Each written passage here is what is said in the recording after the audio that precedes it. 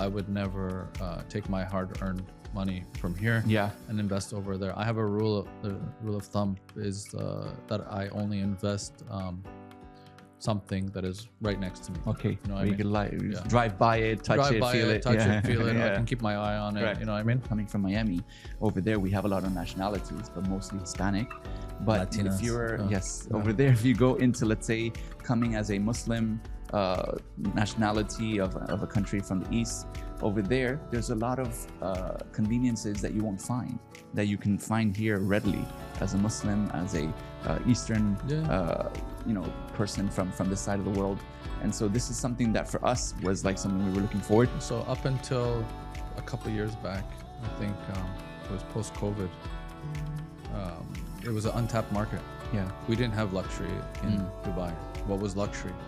Correct. Right. And then now a lot of the developers are just branding their properties as luxury developers, luxury apartment, this, that. So it's been kind of overexposed, the word luxury, right?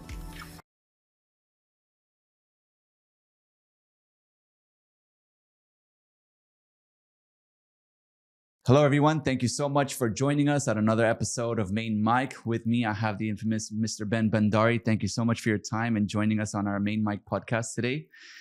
So good to have you. Thank you for having me. No, a pleasure. And tell me, how's life? How's Dubai treating you these days? Oh, Dubai's been great. I mean, it's never been better, except for the traffic. But I shouldn't be complaining because there's more people here to buy properties, right? Yeah, that's the thing. Like real estate agents, whenever they complain about, whenever the real estate community complains about traffic, and we're like, all right, you know what? This is a double-edged sword. Right? Exactly. It helps us and it also breaks us. But I think it's a good thing, definitely. With all these conventions coming into town, this is the time of the year that we thrive, right? I mean, it hasn't slowed down. Yeah. I mean, there's no bad time. Every time of the year has been good this year, at least. Yeah. Right? So we're in Q4 now. We've got a couple more months left till the end of the year. But it's been, I think this year has been the best year out of my 23 years within the Dubai real estate market. And that says a lot because you're talking about a 23-year track record. It's not just the peak seasons that you're talking about. You've seen a lot of Dubai start from where it was nothing to what it is today. Absolutely. I've seen it all. Yeah. So tell me, where do you see Dubai in the next 5 years? Do you see it keep breaking records like it's always done? Well, I certainly hope so. Yeah. If I wish I had a crystal ball, because if I did, then I wouldn't be here. I'd be long gone, retired with billions in my account. But look, Dubai never disappoints. I've been here for 23 years. Obviously, like every other market in the world, it goes up, it goes down. You just have to be ready for the cycle. Now we're at a point where every single, I think, corner of the world, everywhere from South America, we've seen clients from Brazil, Venezuela, from places that we never saw before. Sure. Right? Entering the market, looking to invest, looking to buy properties. Yeah. Even people relocating their entire families here. Agreed. So 1,000 families per week are relocating to Dubai. Not 1,000 people, 1,000 families. That's insane. Yeah.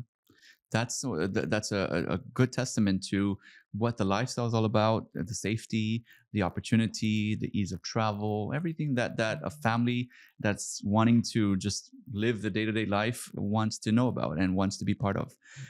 For me, like the same thing, like when we moved here 7 years ago, it was just something that we were really not happy where we were. And especially US right now, they're going through a lot of turmoil with all the changes in the ways of life that aren't what they used to be.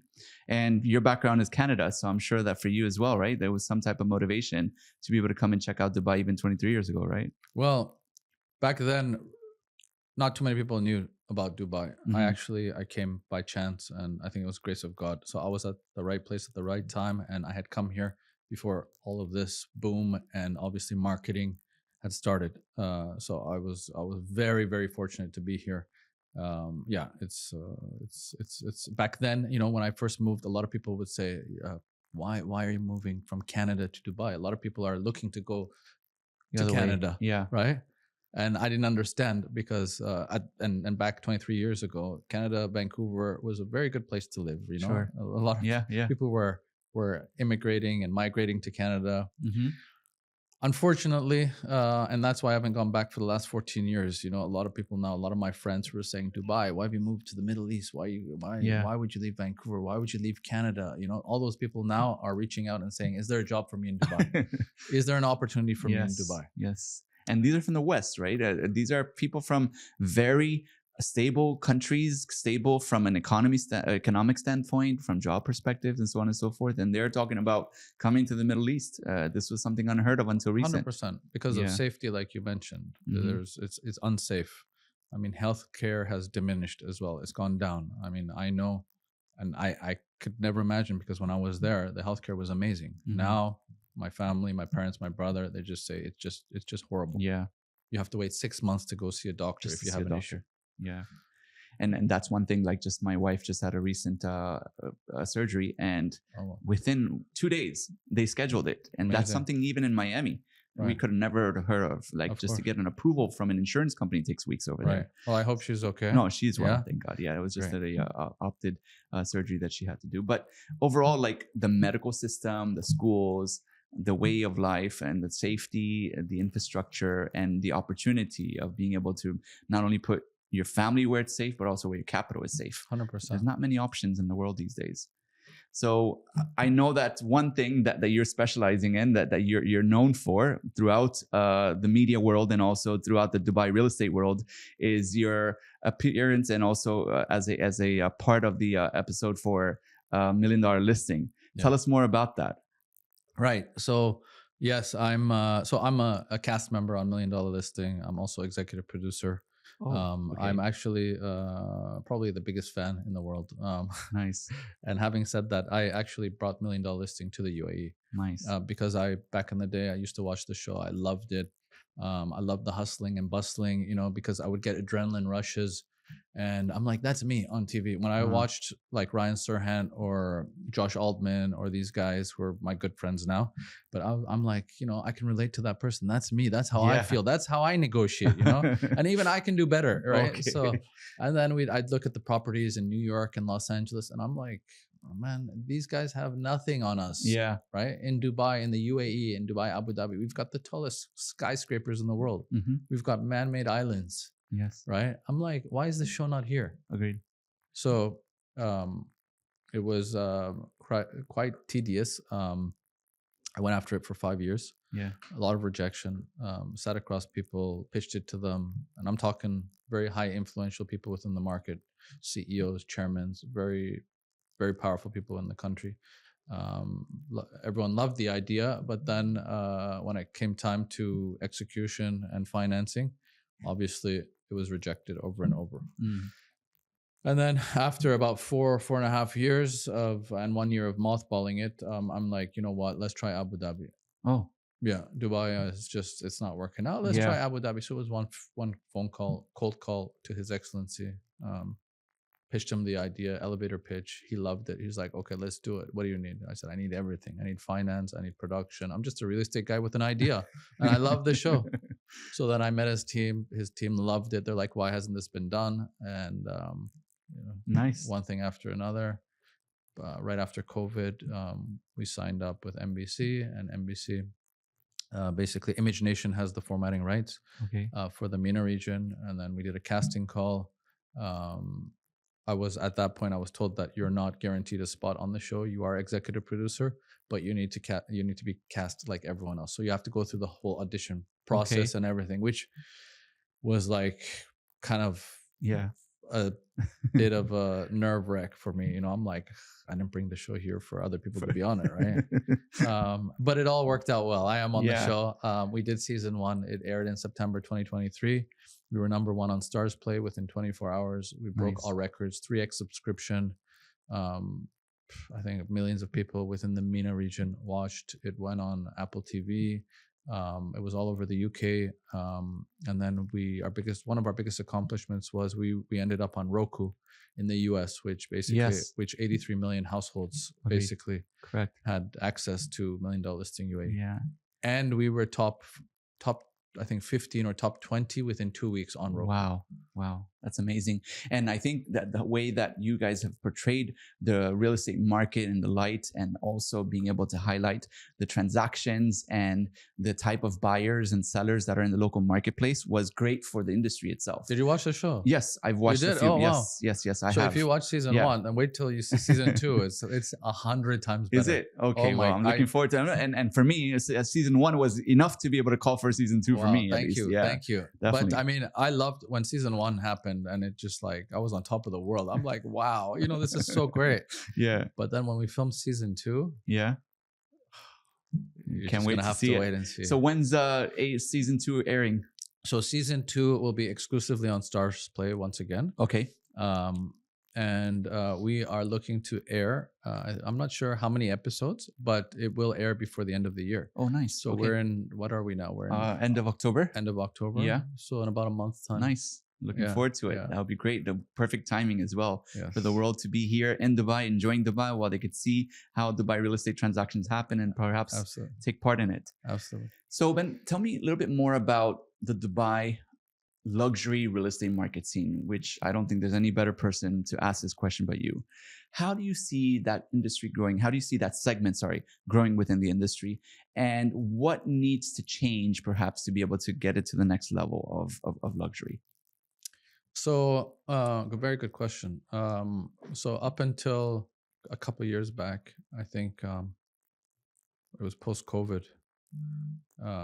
It was an untapped market. Yeah. We didn't have luxury in Dubai. What was luxury? Correct. Right. And then now a lot of the developers are just branding their properties as luxury developers, luxury apartment, this, that. So it's been kind of overexposed, the word luxury, right?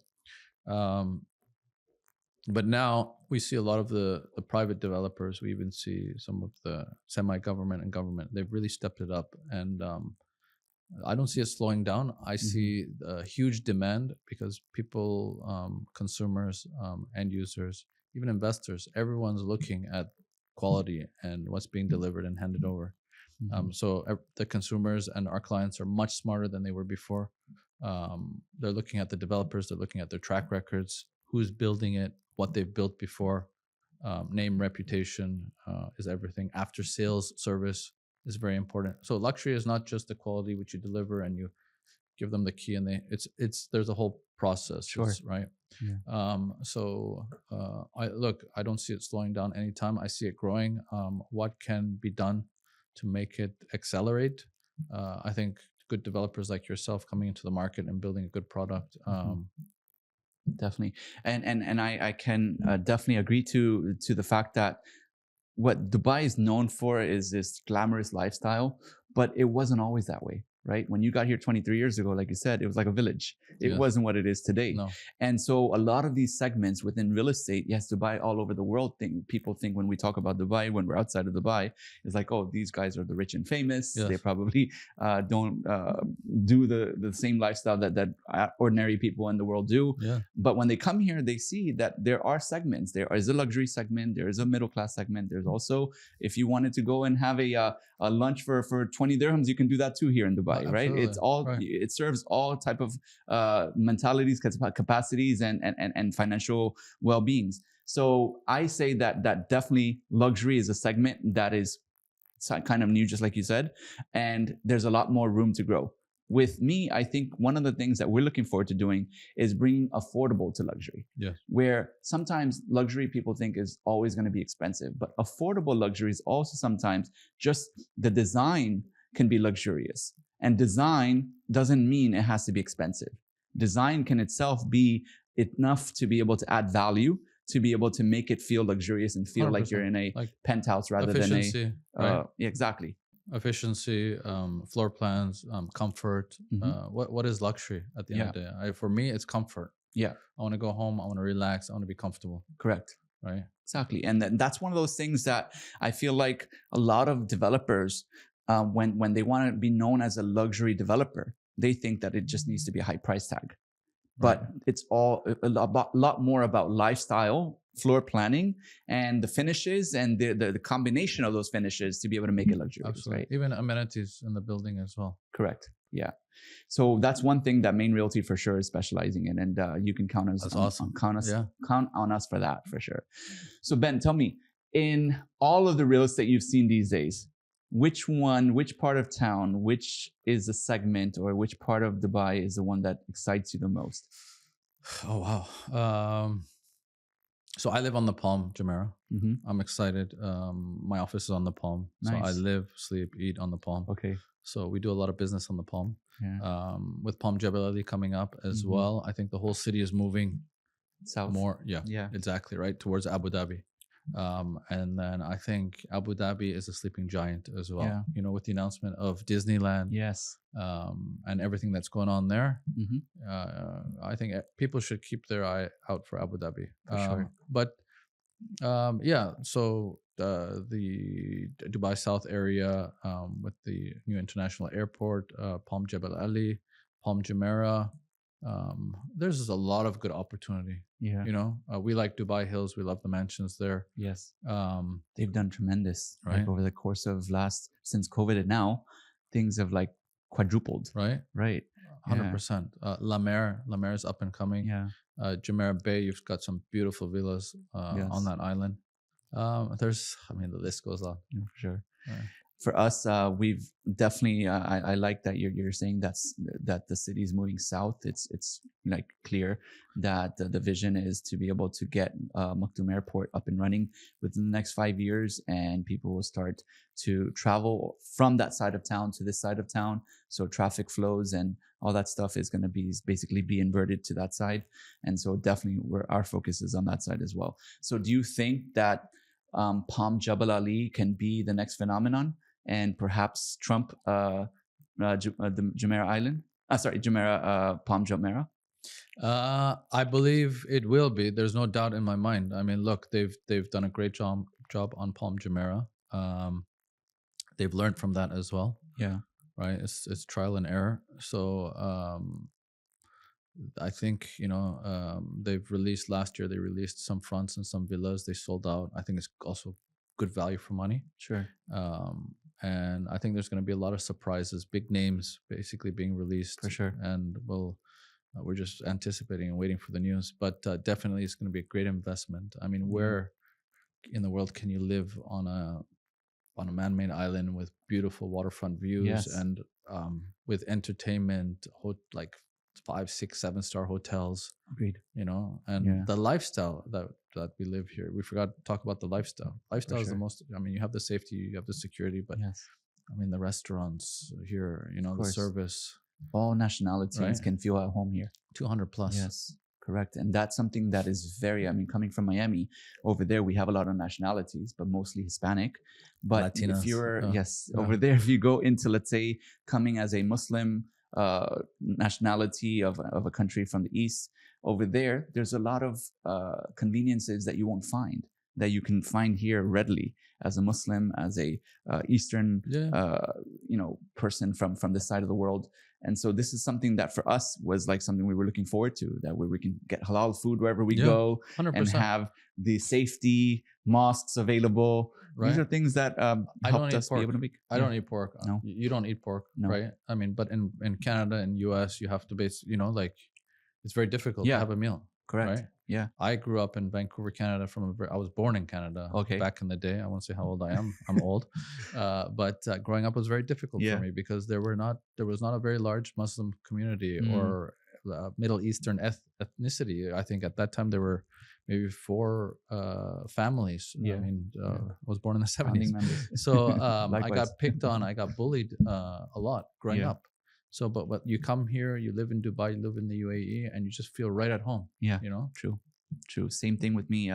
Growing up in Miami back in the 80s was a little bit different than what it is today. Not a little bit, a lot of it. It was, exactly right. It's a whole different lifestyle there now. And every time I go back, my friends are more about how can we also think about relocating one day, that we want to take our families to a place where we can feel safe and that we can also have the luxuries of having halal food wherever we go and having the common things that we ask for as a growing family and things like that. So this is something, if they can't live here, they want to at least vacation here. Of course. And we're seeing that happen, right? The traffic confirms that for us. Absolutely. So in season 2, Yeah. is there anything that we should be looking forward to? Yes, there's a lot actually. So it's more candid, first of all. Okay. There's a lot of nice surprises. So it delves really into our personal lives. Yeah. Like season 1 was great, but you didn't really get to see who Ben Bandari was, Okay. right? You just saw me wheeling and dealing, going to the properties. Yeah. And for me as well, I have to say it was my first season, first time on camera. It was very, very difficult. It was nerve wracking. I was very nervous. Yeah. It doesn't. A lot of people Doesn't say, "Oh, it seem doesn't like really it. show." Yeah. No. But you'll see the difference in season 2. I was so comfortable. I was so calm. Good. You owned it now. I could talk freely. Like I just forgot the cameras were there. Yeah. It was great. Besides that, we've shuffled the cast. Okay. So the guys are still there, Riyadh and Rami, which are my good friends. Nice. And we've changed the women, the females. Okay. So we have a lady called Sarah Surhant.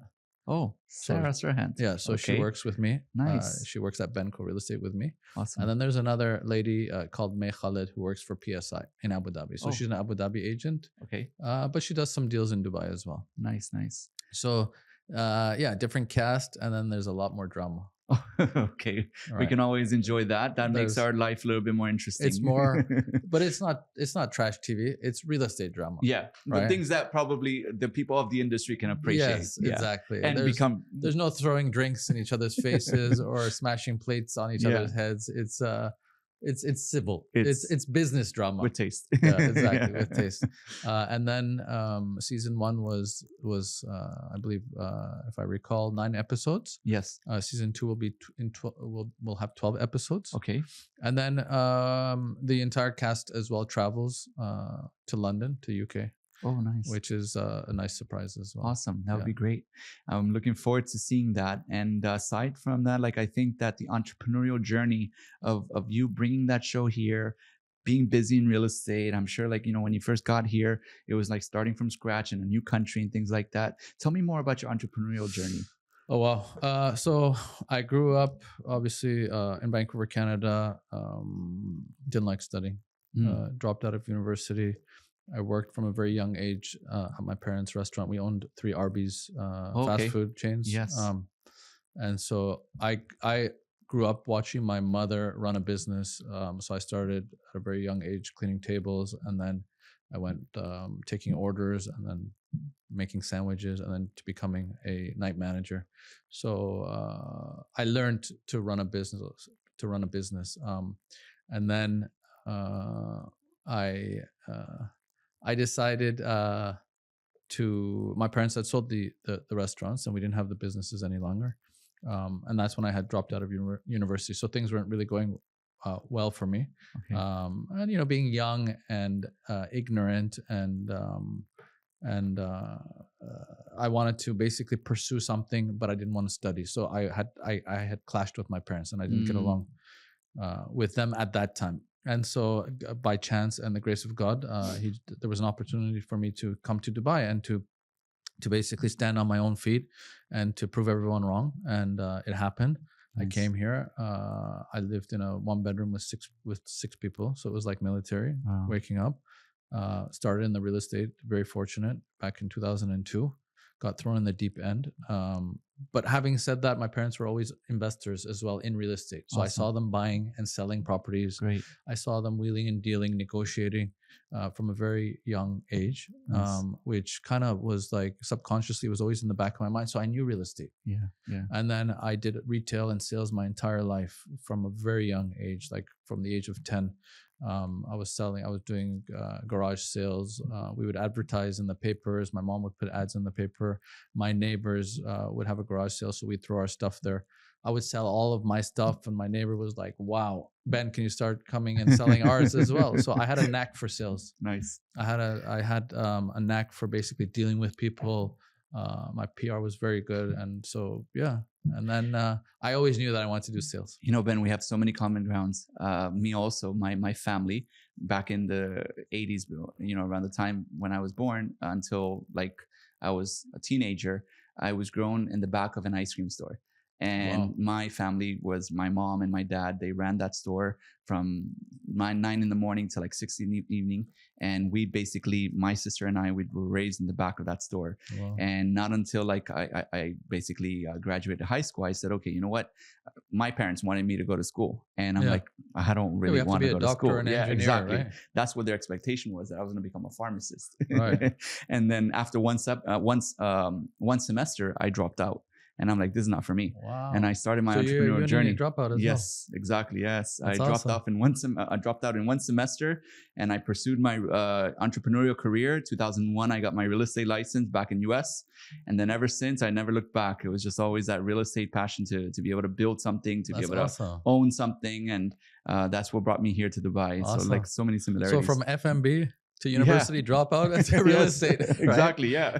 Same story. These are so common, right? And so this is like, I think the entrepreneurial spirit comes from failures, right? When we know how to deal with failure, it makes us better at what we do, right? If 100%. if any entrepreneur tells me that I have never failed, then I think that they haven't really learned what entrepreneurialism is yet. Right. They haven't they haven't even taken 100%. enough risks yet 100%. in their probably career. And yes, there are many people that were spoon fed the business that they own or in the journey that they are in today. But until you don't fail, you haven't tried hard enough, I think. And so that was really what got me passionate about being an entrepreneur, is to be able to just seek the depth of failure, I think. Yeah, 100%. So that's a great Yeah. that's a great background that I didn't know about you. Thank So, you. great. Yeah, Thank you for and sharing. likewise. Yeah, exactly. And do you see anything happening where you would like to perhaps invest or be part of the US or the Canadian real estate market in the future? No. No? No. Likewise. Straight up, no. Never. Yeah. Yeah. I mean, we own property, obviously, Yeah. in Canada. My parents own. Their property is my property, but I would never take my hard-earned money from here Yeah. and invest over there. I have a rule. The rule of thumb is that I only invest something that is right next to me. Okay. You know what Where I you mean? could drive by it, touch Drive it, by feel it, it. touch Yeah. it, feel it. I Yeah. can keep my eye on it. Correct. You know what I mean? That's what real estate is for, right? Otherwise, you'd buy stocks. Yeah, exactly. Yeah. It's a tangible asset, right? Yeah. And with the opportunity within Dubai and what is about to become of Dubai and Abu Dhabi, it's just, there's no other place in the world that would probably come close. I agree. And so why would we as investors, as entrepreneurs, go anywhere else? We're in the best country in the world, in my opinion. 100%. With all the forward vision and with the execution power. I mean, everyone has vision, but execution power, that they execute on what they said they're going to do.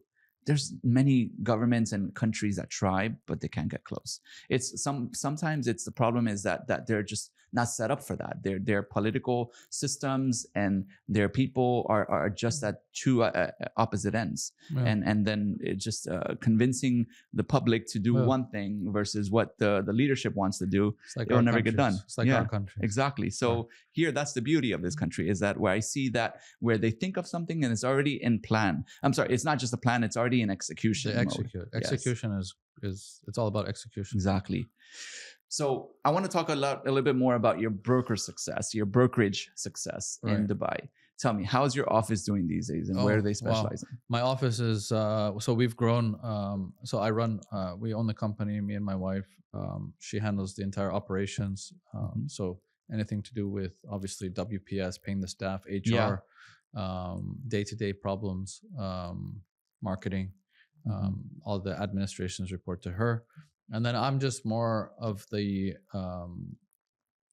handling the agents, basically, if they need any help, if they need any doors to be open.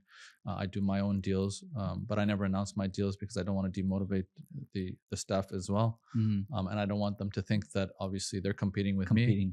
But we've done amazing. We're in business since 2002. Trade license. It was just Jennifer and I. We got the office on the Palm, and we sat there, and it was 1,500 square feet, and it was the two of us. And I'm like, okay, where do we start? How do we hire people? Who's going to come work for me? And I knew Million Dollar Listing is coming up, so I said, okay, this is going to catapult me. This is going to give me some exposure, and then slowly people are going to come in, and that's exactly what happened. I think the first 2 or 3 people that came knew me and had worked with me and had dealt with me, so they believed in me. And they're still today with me as well. Are they? Those people haven't left. Nice. And then we've grown from, I think, from 3 to now we're 70 plus. So Wow. we're hitting 80. Nice. Congratulations. Yes. And we have every day people are messaging me on Instagram, on TikTok, on WhatsApp, just random numbers from all over the world. Yeah. Oh, we want to join real estate. Oh, we want to basically come to the UAE. Are you hiring? Can you train me? I have other people from other offices which are on my floor in Marina Plaza coming into my office. Can I come work for you? I heard you're the man to work for, and I can learn from you. But a lot of people, they expect like mentorship. They expect me to train them. Correct. Yeah. I have even some of my staff who they're like, oh, what are you doing tomorrow? Do you have time? Maybe I can just shadow you and I can learn. And I'm just like, of course. I mean, you also have a business to run. You have other businesses to be a part of, and also your family and so on and so forth. So I can attest to the fact that when you were talking about competing broker, this was one of my struggles in real estate, that I used to feel like I had to live like my business transactions had to be secret just because of the fact that I was the owner of the company. Yeah. And one of the things that I learned afterwards is that being a competing broker is not such a bad thing, is because we know the struggles that brokers are going through. And so we can lead better by knowing how the business is and how to deal with rejection and how to deal with a changing market and so on and so forth. So this was something that later on in my career, not early enough, but later on I said, oh, hey, you know what? It is what it is. I'm not competing. I'm just basically working my sphere of influence in clients. Yes. And if I could teach my agent something from my own expertise, then this will be more value that they'll get from being part of my company. 100%. And then I started to treat it a whole different way. And I'm sure, like you said, being on the Million Dollar Listing, having the exposure to the networks that the doors you can open that your agents can't, that's going to be value that you can add to them. And so that itself is a good trade-off. And so a broker that's never sold real estate versus a broker that is going out there and selling real estate just like every agent in the office, I would choose the other. I would choose to make sure that I'm dealing with a leadership that has been there, done that. 100%. And I told my staff last Monday or this Monday, just a few days back, we had a meeting. We spoke about failure. And I said, don't think that I didn't fail. I failed many times, multiple times.